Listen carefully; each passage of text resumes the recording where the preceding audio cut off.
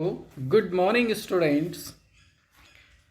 Myself P.L. Narada, Assistant Professor, and I am going to teach you a literary term odd. इससे पहले हमने एक literary term पढ़ा था सॉनेट, और चूँकि सभी कॉम्पिटिटिव जो एग्ज़ाम होते हैं, चाहे वो फर्स्ट ग्रेड का हो, सेकंड ग्रेड का हो या फिर रीड का हो, लिटरेरी टर्म्स अक्सर पूछे जाते हैं। मेरा उद्देश्य उन सभी छात्र छात्राओं की हेल्प करना है जो इस तरह की परीक्षाओं की तैयारी कर रहे हैं। और इसी क्रम में आज मैं एक लिटरेरी टर्म ओड लेकर आया हूँ। ओड क्या होती है ये हम इस वीडियो में पढ़ेंगे। Ode is a ceremonious and long lyric poem. यहाँ पर दो वर्ड हमारे सामने आए हैं, सेरेमोनियस, लॉन्ग लिरिक पोएम। पहला जो शब्द है सेरेमोनियस। ओड ऐसा गीत है, लॉन्ग लिरिक पोएम एक लंबी गे कविता है, लिरिक जिसको गाया जाए। ओड एक लंबी गे कविता है और जो सेरेमोनियस होती है, किसी फंक्शन या उत्सव या सेरेमनी को सेलिब्रेट करने के लिए जिसको काम में लिया जाता है। That addresses and often celebrate a person, place, thing और आइडिया। ओड क्यों लिखी जाती है? ओड लिखने का उद्देश्य होता है किसी फंक्शन को सेलिब्रेट करने के लिए। फंक्शन किसी पर्सन से रिलेटेड हो सकता है, किसी प्लेस से रिलेटेड हो सकता है, किसी विचार से संबंधित हो सकता है, किसी चीज़ से संबंधित हो सकता है। यानी कि ओड ऐसा गीत है जो किसी व्यक्ति, स्थान, चीज़ें या विचारों को उनकी याद में कोई फंक्शन जो मनाया जाता है उस पे ओड लिखी जाती है। अब it is serious in subject matter, elevated in style and elaborate in its stanzaic structure। सबसे पहली बात, it is serious in subject matter. Ode का जो सब्जेक्ट होता है, ओड की जो विषय वस्तु होती है वो सीरियस होती है। इलेवेटेड इन स्टाइल, ओड को उत्कृष्ट भाषा में लिखा जाता है। इलेवेटेड उत्कृष्ट, and elaborate in its stanzaic structure. Ode का जो स्टेंजा होते हैं, ओड के जो स्टेंजा होते हैं वो इलेबरेट होते हैं। एलेबरेट अलंकृत, सुसज्जित। ओड की भाषा और उसका जो स्टेंजा, उसका जो स्ट्रक्चर होता है, ढांचा जो होता है वो बहुत ज़्यादा अलंकृत होता है। ओड को ऐसे सामान्य शब्दों में नहीं लिखा जाता, बल्कि उसको अलंकृत स्ट्रेंजा एक स्ट्रक्चर में लिखा जाता है। Ode came from Greek. Ode भाषा की उत्पत्ति कहाँ से हुई? ओड भाषा की उत्पत्ति ग्रीक भाषा से हुई है। An ode is often written in rhyme and longer than the lyric. Ode जो होती है राइम में लिखी जाती है। इसको ब्लैंक वर्स में या तुकांत कविता में नहीं लिख सकते, इसकी राइम होनी चाहिए। गे कब होगी? जब राइम होगी। किसी भी चीज़ को हम कब गा सकते हैं? जब उसमें राइम होगी, लय होगा। इसीलिए an ode is often written in rhyme. Ode को अक्सर राइम में लिखा जाता है। And longer than the lyric, और ये लिरिक से बड़ी होती है। लिरिक एक छोटा गीत होता है। लिरिक जिसको कि लायर के साथ गाया जाए। लायर वीणा, एक छोटा गीत जिसको वीणा के साथ गाया जाता है वो लिरिक कहलाता है। और यहाँ पे बताया कि ode is longer than the lyric. Ode जो है लिरिक से बड़ी होती है। लिरिक छोटा सा गीत होता है, उसको कुछ समय में ही गा करके समाप्त किया जाता है, लेकिन ओड एक लंबी चलती है। ओड पोइम थोड़ा लंबा होता है। इट्स स्टेंजा फॉर्म्स वेरी, और इसके जो स्टेंजा का फॉर्म होता है वो वेरी होता है, भिन्न भिन्न होता है। सपोज करो किसी ओड में 5 स्टेंजा है, तो फिर उनकी स्टेंजा का जो स्ट्रक्चर होगा वो अलग अलग होगा। जैसे रामायण में 7 कांड है, उन कांड के जो छंद है अलग अलग प्रकार के हैं, जो कि महाकाव्य की विशेषता है। इसी तरह से ओड जो होती है उसके स्टेंजा के स्ट्रक्चर जो होते हैं वो भिन्न भिन्न होते हैं। An ode is a public poem, एक ओड जो होती है वो पब्लिक पोइम होती है। Public poem, an ode is a public poem and often in the form of an address. Ode जो होती है एक पब्लिक पोइम होती है, किसी ओकेजन पे लिखा जाता है जिसको सब सेलिब्रेट करते हैं, इसलिए पब्लिक होती है। Often in the form of an address, और अक्सर इसको एड्रेस के फॉर्म में लिखा जाता है, संबोधन के फॉर्म में इसको लिखा जाता है। It is sometime used to commemorate an important public occasion like the national jubilee और the death of a distinguished person.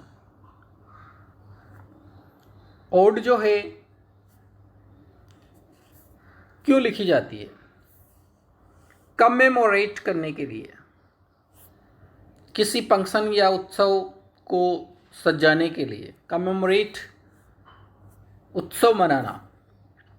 N important public occasion, चाहे वो महत्वपूर्ण पब्लिक ओकेजन हो, लाइक द नेशनल जुबिली, जैसे कि नेशनल जुबिली हो सकता है। जुबिली मतलब जयंती, राष्ट्रीय जयंती हो सकता है। जैसे इंडिया में 2 अक्टूबर के बारे में ओड लिखी जा सकती है, इंडिपेंडेंस डे के बारे में ओड लिखी जा सकती है, रिपब्लिक डे के बारे में ओड लिखी जा सकती है। Because we know that these functions are national jubilees. और the death of a distinguished person, या कोई ख्याति प्राप्त व्यक्ति अगर मर जाए तो उसकी डेथ के ऊपर भी ओड लिखी जा सकती है। जैसे अभी हाल ही में हमारे पूर्व राष्ट्रपति जो है उनकी डेथ हुई, तो ऐसी डेथ के बारे में भी हम ओड लिख सकते हैं। The theme of an ode can not be tribal. Ode का जो थीम होता है, ओड की जो विषय वस्तु होती है, theme, can not be tribal, वो तुच्छ नहीं होना चाहिए। ऐसे छोटी बातों पे, छोटे थीम पे ओड नहीं लिखी जाती है। उसका थीम जो है पब्लिक के लिए महत्वपूर्ण होना चाहिए। The opening line sometimes contains an apostrophe or appeal which is characteristic of the whole treatment of the poem। अब क्या होता है, ओड की जो शुरुआती लाइन होती है, जो फर्स्ट ओपनिंग लाइन जिसको बोलते हैं, कंटेंस एन एपोस्ट्रोफी और अपील। कभी कभी उसमें एपोस्ट्रोफी होती है या अपील होती है। जब किसी को संबोधित करके कोई बात लिखी जाती है उसको कहा जाता है एपोस्ट्रोफी या अपील, अपील करना। ओड की जो प्रारंभिक लाइन होती है वो एक अपील के रूप में लिखी जाती है, which is the characteristic of the whole treatment of the poem. और वो पूरी कविता में, पूरी कविता की, और वो पूरी कविता की विशेषता को बताती है। पी.बी. शैली पीबी शैली, जिसकी आपने ओड पढ़ी है, प्रेसी बैसी Shelley, PB Shelley says O wild west wind. PB Shelley की जो कविता है west wind, ode to the west wind, उसकी शुरुआत इस पंक्ति से होती है, O wild west wind he makes an appeal. वो एक अपील करता है वेस्ट विंड से। एपोस्ट्रोफी के रूप में ये लाइन स्टार्ट होती है। The Greek odd had 3 forms. Greek जो ओड थी वो 3 रूपों में लिखी गई थी, और वो कौन कौन से थे? द डोरियन और पिंडारिक ओड। डोरियन जो ओड थी उसको पिंडारिक ओड भी कहा जाता था। द लेस्बियन और होरेशियन ओड, दूसरे प्रकार की ओड जो थी लेस्बियन और होरेशियन, जिसका दूसरा टाइटल था। एंड इरेगुलर ओड, तीसरी जो ओड थी वो थी इरेगुलर ओड। तो ये हमने 3 प्रकार की ओड्स यहाँ पे देखी। पिंडार फर्स्ट जो है, जिसको पिंडारिक ओड कहा जाता है। पिंडारिक ओड इसलिए कहा जाता है क्योंकि पिंडार नामक कवि ने इसको लिखा था। पिंडार कौन था? Pindar was the first poet to write ode in Greek. Greek भाषा में ओड लिखने वाला पहला कवि पिंडार था, जो कि 552 से 442 BC के बीच जिसका जीवन काल रहा, वो पिंडार कवि जिसने पिंडारिक ओड लिखी थी। English odes were written in the Pindaric tradition. English में जो ओड्स लिखी है वो पिंडारिक ट्रेडिशन में लिखी गई हैं। जिस तरह से पिंडार ने ओड लिखा था वैसे ही इंग्लिश पोइट्स ने ओड्स को लिखा। पिंडारिक ओड्स कंटेन 3 ट्राइड्स। अब वो कौन सा ट्रेंड था जो पिंडार ने दिया था? Pindaric odes contains 3 triads. Pindaric ode में 3 ट्राइड होते हैं। पहला स्ट्रोपी, दूसरा एंटी स्ट्रोपी और फाइनल स्टेंजा जो O as epodes with irregular rhyme pattern and length of line. Pindar ने जो ओड लिखे थे उसको उसने 3 ट्राइड में बांटा, स्ट्रोफी, एंटी स्ट्रोफी और इपॉड। स्ट्रोफी में लोगों का समूह गाते गाते आगे की ओर बढ़ता है। एंटी स्ट्रोफी में गाते गाते लोगों का समूह पीछे की ओर लौटता है।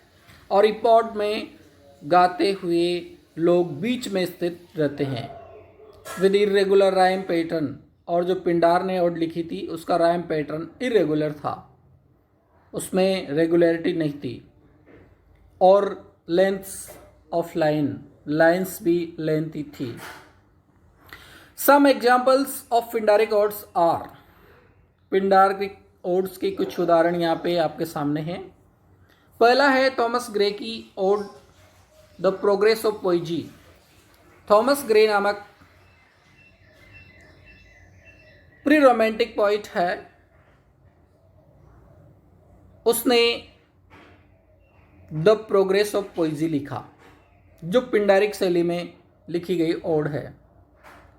इसी तरह से विलियम वर्ड्सवर्थ रोमांटिक पोइट, उसने लिखा odd intimation of immortality from recollections of early childhood.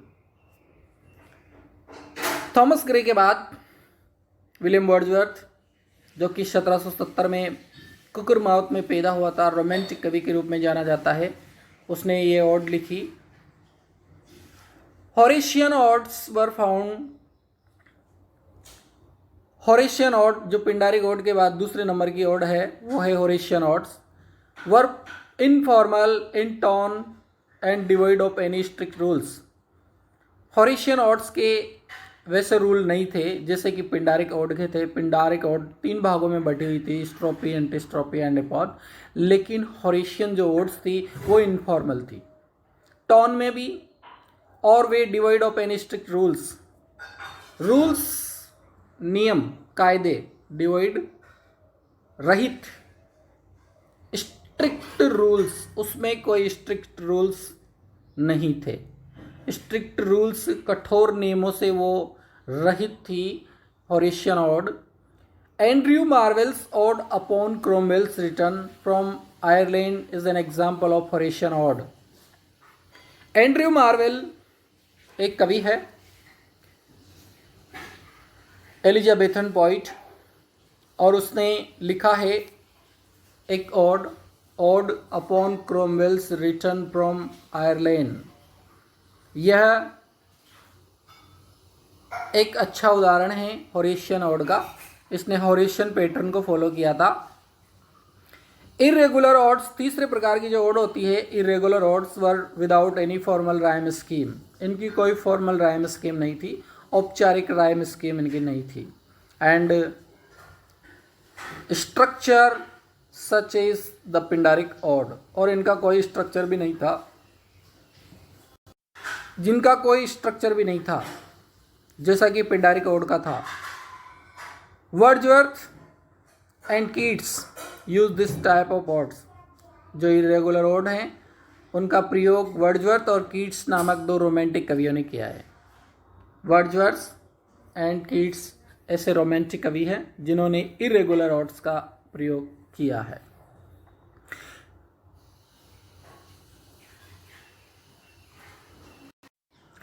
William Collins, Thomas Gray, John Keats and P.B. Shelley were great poets of odes. William Collins, Thomas Gray, John Keats and P.B. Shelley ये odd लिखने वाले महान कवि माने जाते हैं। The odds of English romantic poets very in stanza form. अंग्रेजी के जो रोमांटिक कवि है इनकी जो ओड्स है उसके स्टेंजा अलग अलग है। वेरी, उसमें भिन्नता है। स्टेंजा जो है अलग अलग रूप के हैं, अलग अलग स्टाइल के स्टेंजा है। ऐसा नहीं है कि सभी कवियों ने एक जैसे स्टेंजा फॉलो किया हो। दे offer address N intense emotion in the beginning. अक्सर उनकी जो है ओड एक तीव्र भावना के साथ शुरू होती है, जैसे कि हमने पहले ऊपर पढ़ा ओ वाइल्ड वेस्ट विंड। इस लाइन से पीबी शैली की लाइन स्टार्ट होती है। पीबी शैली और सेलिब्रेट एन ऑब्जेक्ट और image that leads to revelation, या वो ऐसी पंक्ति से शुरुआत करते हैं जो हमें रिविलेशन की ओर ले जाती है, जो पूरी कविता को रिवील कर देती है। John Keats ode on a Grecian urn, ode to a nightingale, ode to autumn, ode to Psyche are examples of it. John Keats जो रोमांटिक कवि हुआ है उसने ode on a Grecian urn लिखी, ओड टू अ नाइटिंगेल लिखी, ode to autumn लिखी, ode to Psyche लिखी। ये ऐसी महान ओड्स के रूप में जानी जाती है। तो स्टूडेंट्स, ये वीडियो आपके लिए बहुत उपयोगी होगा सभी तरह के कॉम्पिटिटिव एग्ज़ाम्स के लिए। इसी तरह के वीडियो को और ज़्यादा पढ़ने के लिए आप इस चैनल को सब्सक्राइब कीजिए, लाइक कीजिए। Thank you.